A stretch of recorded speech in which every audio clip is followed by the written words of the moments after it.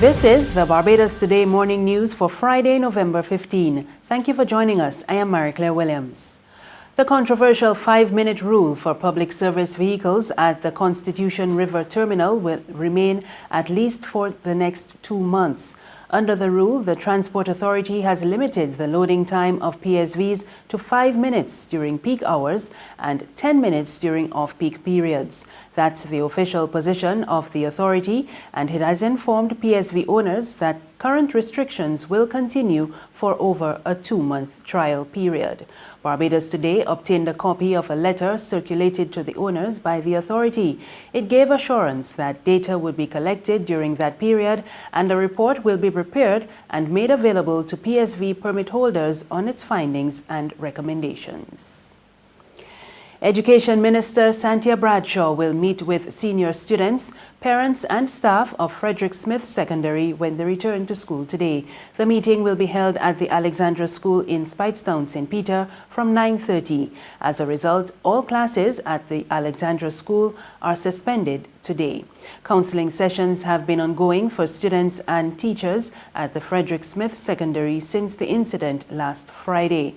The Ministry of Education says they will continue for some time.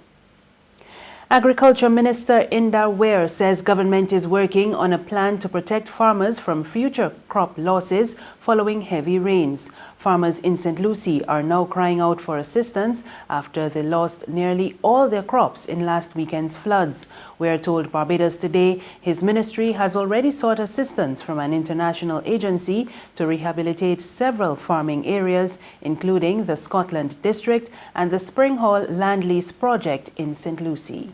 I'm doing a full consultation with the farmers. Well, continuing because we are already in talks.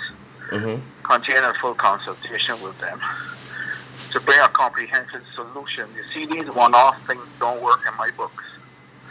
All right? So you had a flood, they come and give you some money and you're good. Now, that doesn't work for me. I deal with a full solution. And that's the reason why we're going to be going to stabilization and harvesting and all of that. Water harvesting, that is, which is going to be the approach for Scotland District, but equally for Spring Hall and at least farmers as well. And that whole area is going to be transformed. There's going to be major stabilization work in the Scotland District, and we're doing this with international support once I can get that. One local LGBT activist is planning her next move after failing to obtain a response from the government over a challenge launched by the Inter-American Commission on Human Rights against the island's buggery and indecency laws. Kareem Smith has that story. The end of October marked 3 months since the IACHR sent official correspondence to the government of Barbados demanding a response to its petition which identified human rights violations contained in the country's Sexual Offences Act. In a recent interview, Alexa Hoffman, who originally submitted the petition to the commission, told Barbados Today after it was presented to the current administration in July, she expected the request would be acknowledged and some discussion would take place.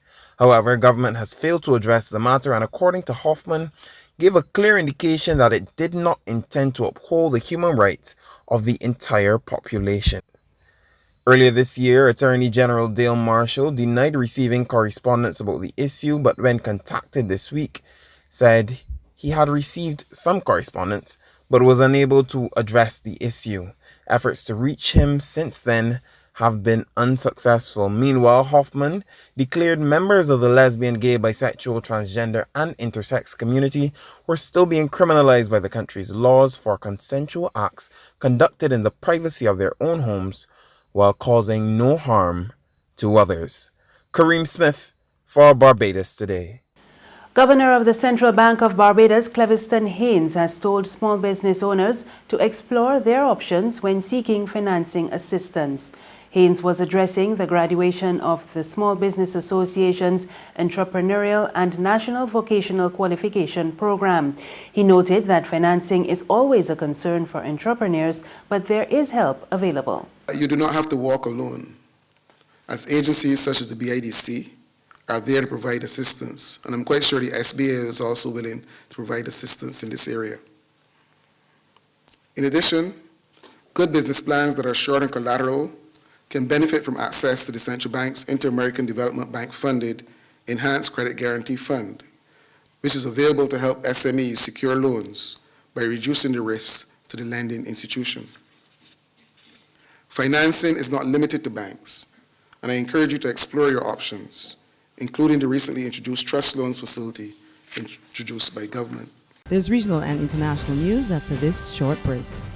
It's Festive Friday at the Bridgetown Night Market at Pelican Craft Center. Kick off the weekend this Friday from 4 p.m. to midnight with loads of food, drinks, and entertainment. Get ready for Crop Over with the Rhythm Roots Street Parade. Party like it's Kadooman Day on the street around Pelican Village with costume reveler, music, and more. It's Festive Friday. It's Festive Friday at the Bridgetown Night Market at Pelican Village Center from 4 p.m. to midnight. Admission free.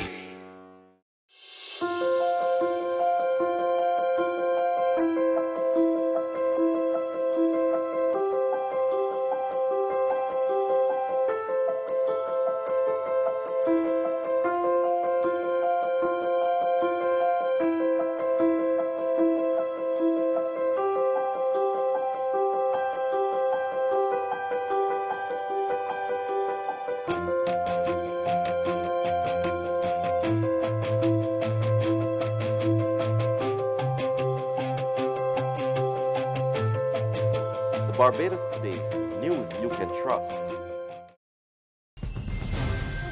Thank you for staying with us. We're back with news from the region. Guyana's opposition leader, Barra Jagdeo, has criticized the salary increase for public servants announced by government earlier this week. He told a news conference 10,000 people are worse off and will not benefit from a tax-free bonus. This increase has been announced. And guess who are still worse off than 2014? 10,000 persons who work in the joint services. Policemen, soldiers, firemen, and prison officers. They're worse off now because they used to get their annual salary increase, an increase about between 5 to 8% under the PPP. They used to get that. And then they used to get 1 month tax-free bonus at the end of the year.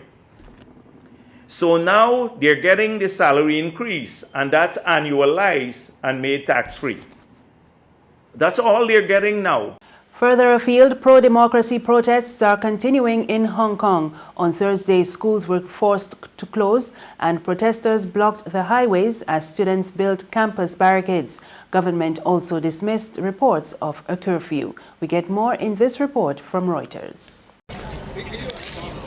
On university campuses across Hong Kong, thousands of students dug in on Thursday.